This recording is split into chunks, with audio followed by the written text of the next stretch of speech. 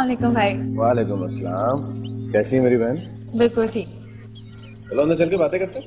नहीं भाई, काफी देर से आई हुई थी, बल्कि जवेरिया ने जबरदस्ती रोक लिया था। मेरे को बहुत काम है। अच्छा, खाना खाया? हाँ भाई मैंने खाया, बल्कि जवेरिया ने तो शोभी के लिए भी दिया है। चलो अच्छी बात है। ये रख लो। नहीं भाई मुझे नहीं चाहिए। क्यों नहीं चाहिए? भाई के ऐसे से दे रहा हूँ, जब भाई देते हैं कुछ तो रख लेते हैं। पकड़ो। शुक्रिया भाई। अच्छा भाई अब मुझे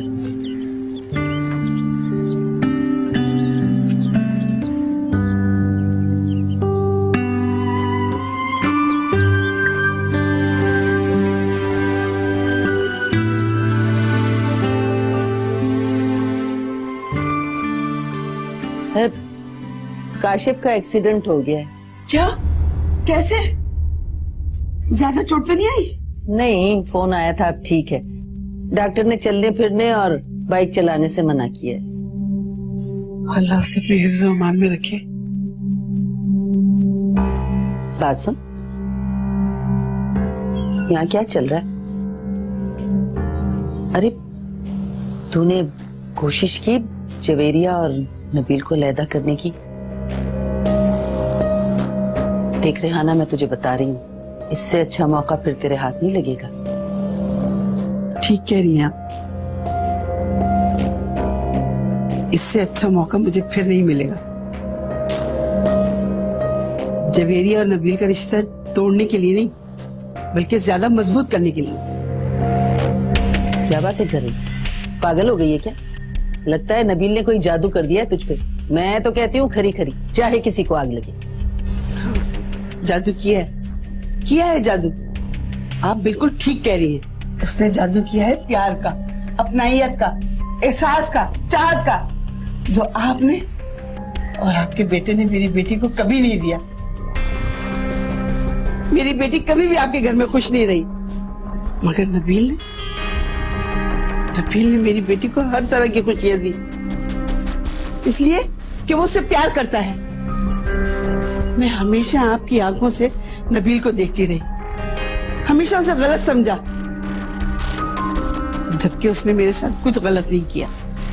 चलो जैसी तुम्हारी मर्जी। मैं तो चाहती थी कि काशिफ दोबारा जवेरिया को अपना ले, लेकिन तुम्हारी मर्जी नहीं है तो खैर। अरे मेरे बेटे के लिए कौन सी लड़कियों की कमी है, हैं?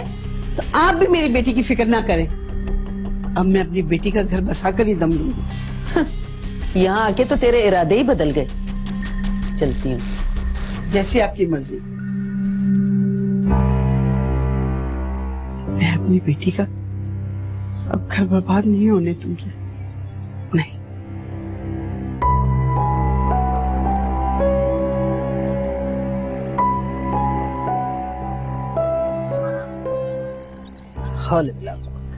लगता है आज मेरे सितारे गर्दिश में।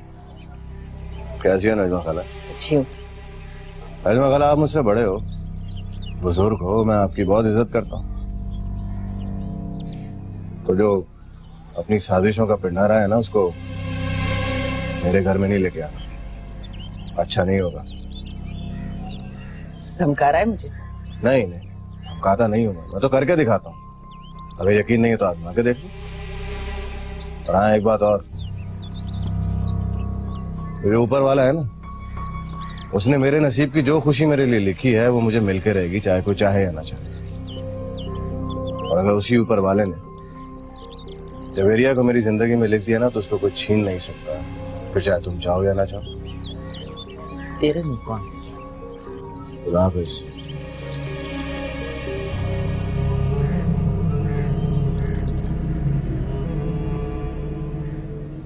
क्या वो किंजा का कजन है? जी मॉम, मुझे भी कल ही पता चला। ठीक है, लेकिन इसका मतलब ये तो नहीं है कि वो भी यहाँ रहेगा। वो गया क्यों नहीं अभी तक? मॉम प्लीज, आप कुछ भी ऐसा नेगेटिव मत सोचें। वो जा रहा था पर उसकी तबीयत खराब हो गई। मैं आपसे वादा करता हूँ, वो जब ठीक हो जाएगा यहाँ से चला जाएगा। मॉम बस आपसे एक रिक्वेस्ट है, वो जब तक यहाँ पर है आप उसे कुछ बोलिएगा मत। बस कुछ दिन उसे मेरी वजह से बर्दाश्त कर लें। पहले तुम्हारी खातिर मैंने किंजा को बर्दाश्त किया, अब इसे भी कर लूंगी। Happy? Thank you so much mom. आपको पता है आप इस दुनिया की सबसे अच्छी मॉम है। बस तुम खुश रहो।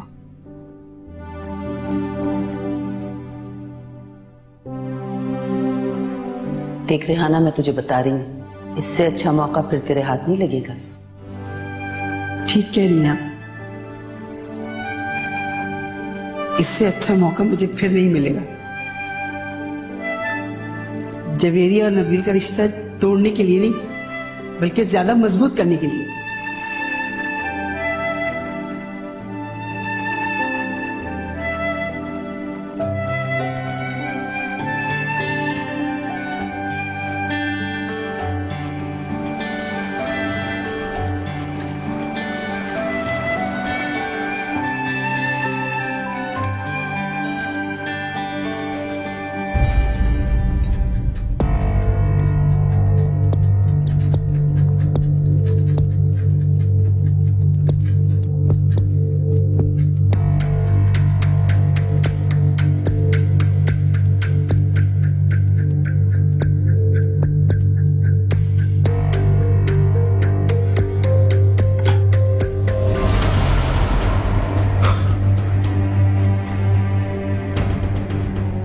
हो गया तुम्हें? पानी क्यों फेंका मुझ पर? क्योंकि तुम यहाँ पर खड़े खड़े सो रहे थे, इसीलिए पानी फेंका। असल में मुझे पानी नहीं, ये जूस फेंकना चाहिए था, ताकि तुम्हारी सारी सूरत पर ना मक्खियां चिपक जाए और मुझे तुम्हारी सूरत नजर ना आए। वो क्या है ना किंजा, तो मुझे इतनी अचानक से मिली हो ना कि सब कुछ ख्वाब ख्वाब सा लगता है। बहुत ही खूबसूरत ख्वाब, और हमेशा यही डर लगा रहता है कि कहीं ख्वाब टूट ना जाए। ख्वाब हमेशा टूट ही जाते हैं, क्योंकि इंसान को जागना पड़ता। हाँ, एक सूरत में ख्वाब पूरे हो सकते हैं, अगर इंसान कभी उठे ही ना, मर जाए। कभी तो मेरे लिए कोई अच्छी बात किया करो। एक तुम्हारा शौहर है, बेचारा मुझे बचाने में लगा रहता है, और तुम मुझे मारने पर तुली हुई है। क्योंकि अरहम को तुम्हारी असलियत का पता नहीं, लेकिन मैं तुम्हें अच्छी तरह से जानती हूँ। ये तो है। वैसे अगर तुम कहो तो मैं अपनी असलियत उसको भी बता दूं।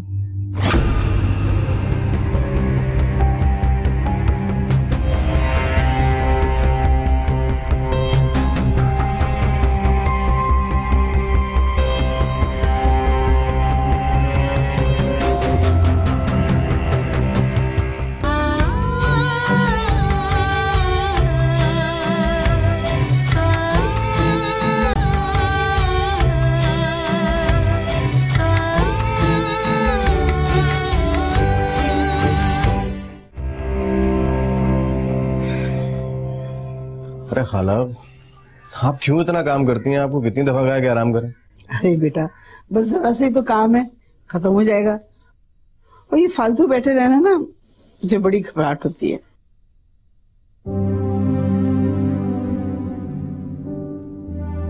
बेटा, तुम कुछ कहना चाह रहे हो? बड़े बुजुर्ग बिल्कुल ठीक कहते हैं।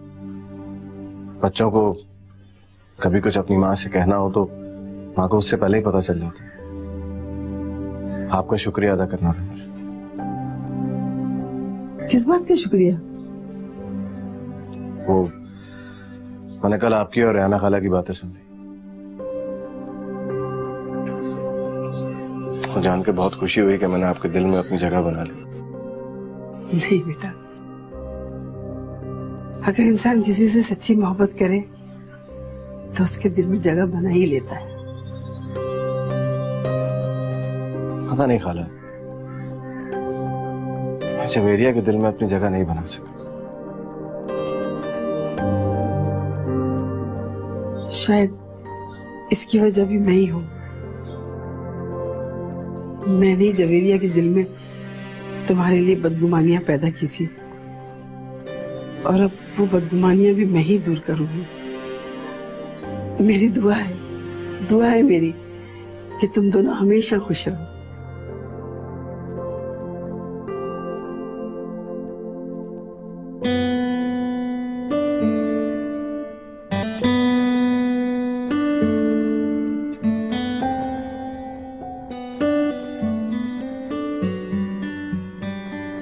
इसे अगर तुम कहो तो मैं अपनी असलियत उसको भी बता दूं। क्या बताऊं यार तुम्हें, शादी मेरी बस होने वाली थी, शादी वाले दिन मेरी दुल्हन किसी और के साथ भाग गई।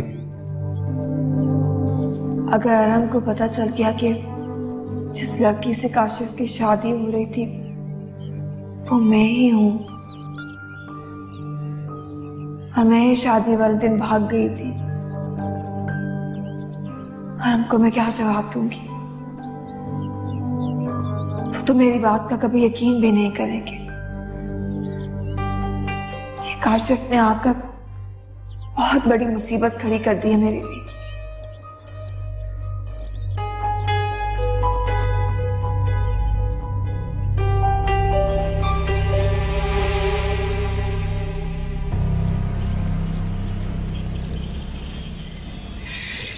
बेटा ऐसा करो, तुम दोनों बाहर घूमने चले जाओ। घूमने? हाँ, इंसान जब बाहर निकलता है तो उसका मूड भी खुशगवार हो जाता है। बाहर की ताजा हवा, खूबसूरत फिजा इंसान पर अच्छा असर डालती है। हालांकि आपको लगता है आपकी बेटी मेरे से बाहर जाने के लिए तैयार हो जाएगी? तुम कहकर तो देखो। देखो बेटा, मैं तुम दोनों को खुश देखना चाहती हूँ और ऐसा करने के लिए कुछ ना कुछ तो करना पड़ेगा। ठीक है, पूछ कर देखता हूँ।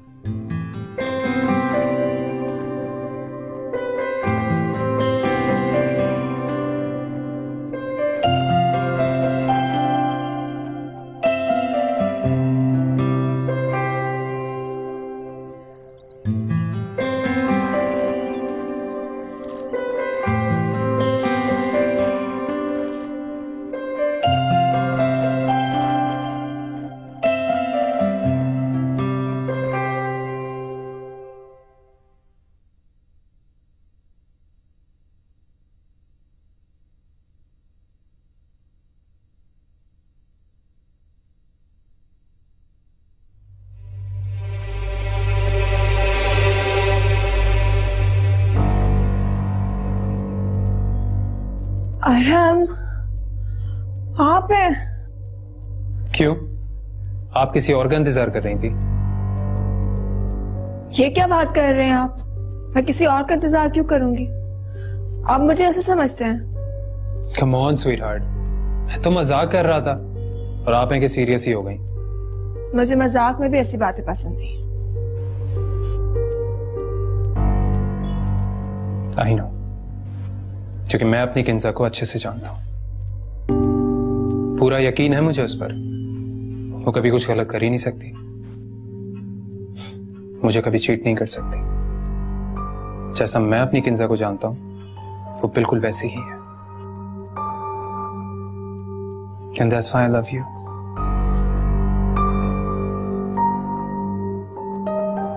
ऑरेंजेस खाएंगे? Yeah, sure. अब बस आप रूम में चलिए, मैं छील कर आती हूँ। Okay.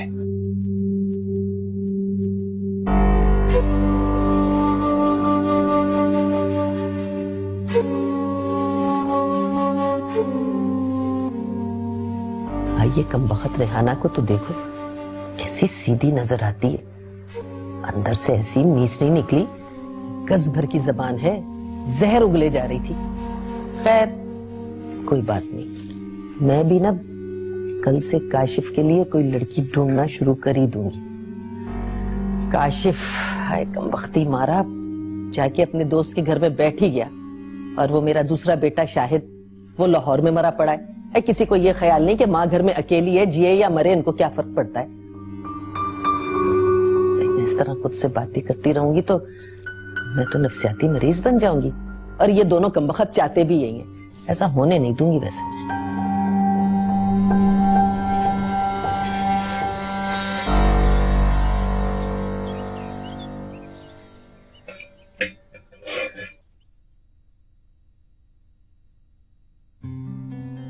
जवेरिया क्या है? वो मैं क्या वो? जो भी बोलना है जल्दी बोलो, मेरे पास फालतू का वक्त नहीं है, खाना भी बनाना है मुझे। एक गिलास पानी मिले? ये काम तुम खुद कर सकते हो।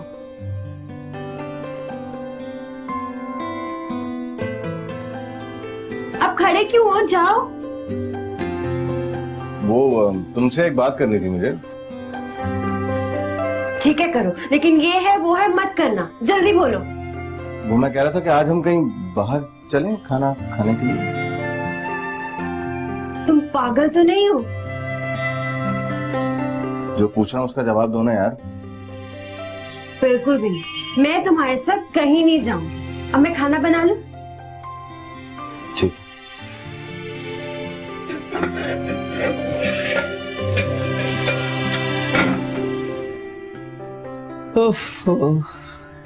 इस लड़के से तो कुछ हो गई नहीं। क्या करूं खाला, आपकी बेटी ने मना कर दिया है। अच्छा एक बात बताओ, पूरी गली में तो तुम सीना तान कर बात करते हो, किसी को खातिर में नहीं लाते, और जवेरिया से तुमसे बात ही नहीं हो सकती। क्या है ना खाला, आपकी बेटी के सामने मेरी बदमाशी चलती नहीं। अच्छा तुम फिक्र मत करो, मैं जवेरिया से बात करती हूँ, बस तुम जाने की तैयारी करो। अरे खाला देख लें, वो मना ना कर दे फिर। ऐसे कैसे मना कर देगी, मैं उसकी माँ हूँ, मुझे मनमाना आता है। ठीक।